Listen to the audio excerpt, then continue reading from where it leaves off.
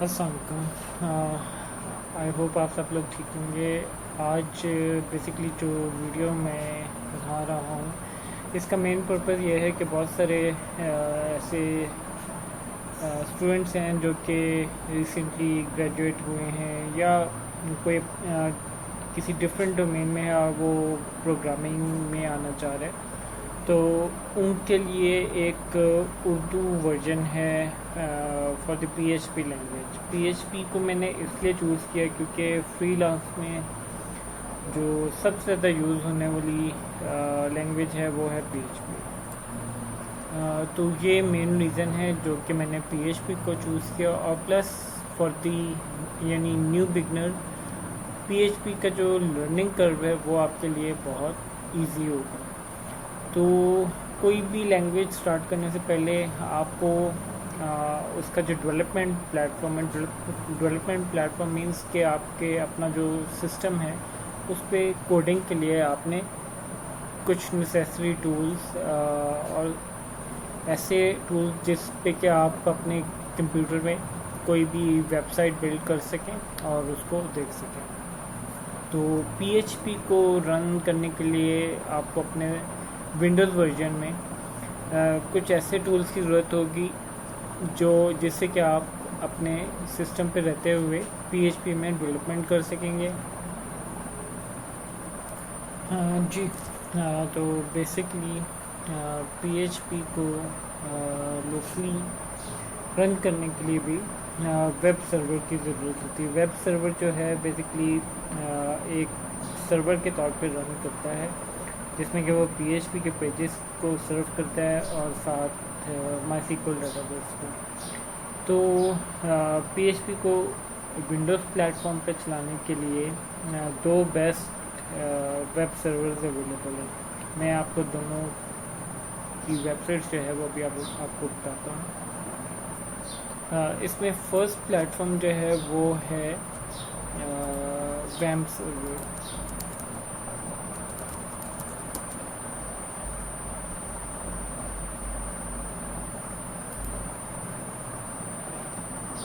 वैम्प server की language जो है वो डिफरेंट है। आप इसको ट्रांसलेट कर सकते हैं इनटू इंग्लिश जो आपके क्रोम के अंदर फीचर है उससे, और वैसे भी ये आपके आईपी को डिटेक्ट करके ईएन प्लेटफॉर्म पे ऑटोमेटिकली जो है वो आपको रीडायरेक्ट कर देगा।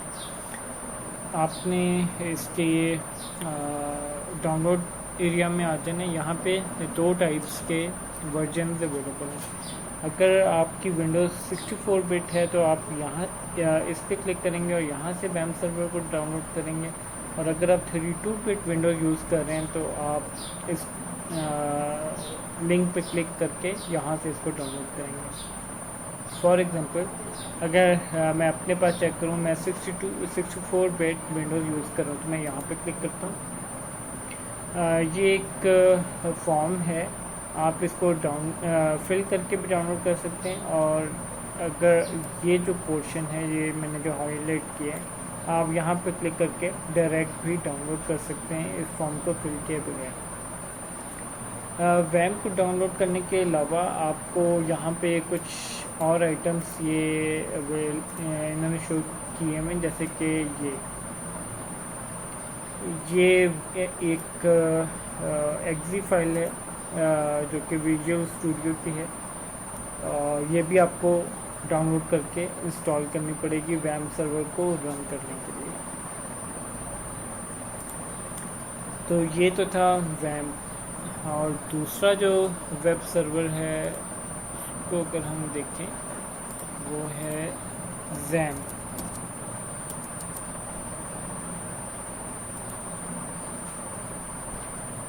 दोनों जो हैं बहुत अच्छे वेब सर्वर्स हैं, दोनों के अपने अपने प्लस पॉइंट्स हैं। आप इनमें से कोई भी वेब सर्वर यूज़ कर सकते हैं अपनी लोकल डेवलपमेंट के लिए, और मैंने इन दोनों को ही इंस्टॉल किया हुआ है और मैं आपको बाद में वो भी दिखा दूँगा कि किस तरह इनको रन करना है। और ज़ैम्प की अच्छी चीज़ है, ये विंडोज़, लिनक्स और मैक तीनों प्लेटफॉर्म्स के लिए अवेलेबल है, लेकिन वैम्प जो है वो सिर्फ विंडोज़ प्लेटफॉर्म के लिए अवेलेबल है। تو آپ اگر زیمپ یوز کرنا چاہتے ہیں اس کو بھی آپ یہاں پہ کلک کریں گے اور ڈاؤن لوڈ کر لیں گے.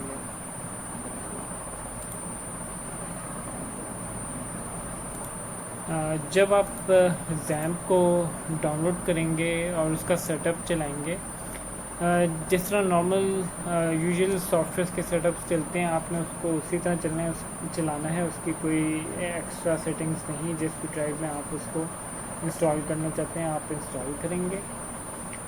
اور اس کے بعد جب زیمپ انسٹال ہو جائے گا، جیسے کہ میں اپنی ونڈوز پہ آپ کو لکھ کے دکھاتا ہوں. یہاں پہ زیمپ جیسے میں نے XAMPP لکھا، میرے پاس یہاں پہ اس کا کنٹرول پینل آ گیا. میں نے اس کو اوپن کیا.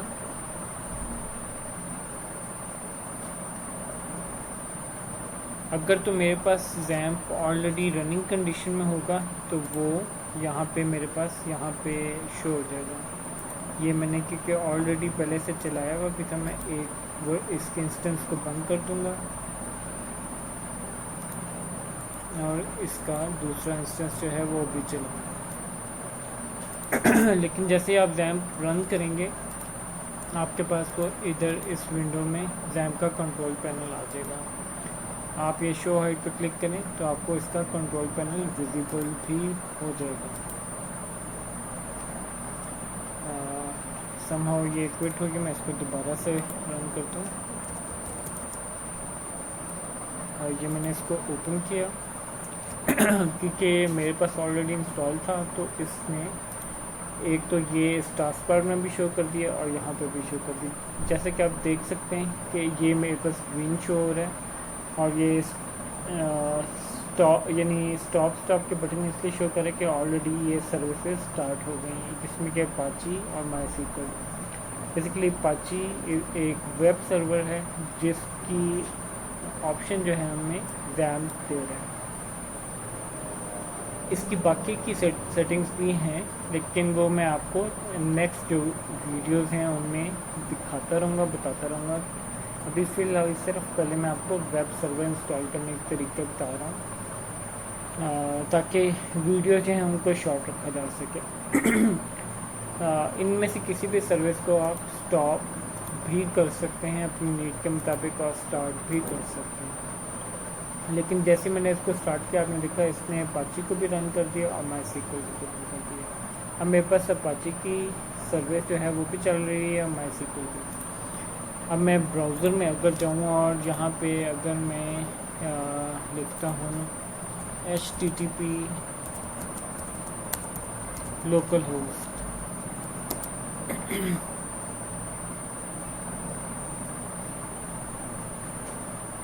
تو آپ دیکھ سکتے ہیں اس نے میرے پاس لوکل ہوسٹ جو زیمپ کا ڈیش بورڈ ہے وہ اوپن کر دیا، جس میں کہ یہ مجھے اس کا ورژن بتا رہا ہے کہ میرے پاس جو زیمپ کا ورژن ہے وہ کون سا انسٹال ہے اور PHP کی انفارمیشن وغیرہ دے رہا ہے.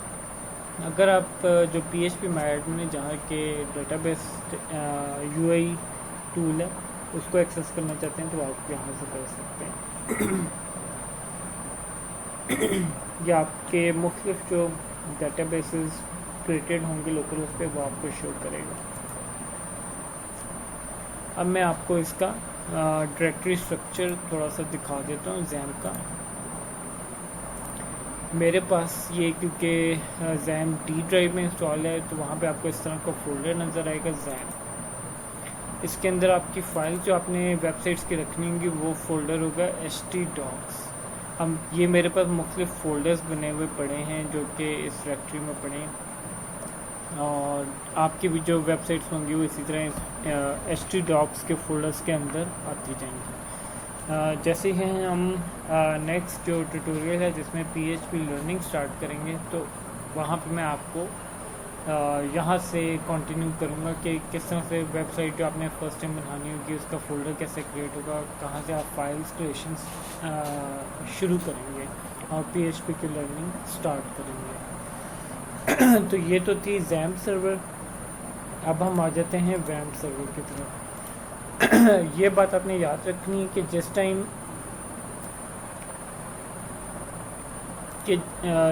زیمپ سرور چل رہا ہوگا اس ٹائم پہ ویمپ نہیں چل سکے گا، یعنی ایک ٹائم پہ ایک سرور چل سکتے ہیں.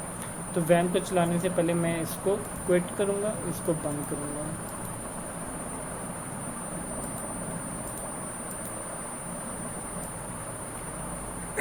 تو زیمپ کو میں نے کوئٹ کر دیا۔ اب میں آتا ہوں ویمپ بھی میں نے آلریڈی ڈاؤن لوڈ کر کے انسٹال کیا ہوا ہے، تو میں اس کو جسٹ پلے کروں گا۔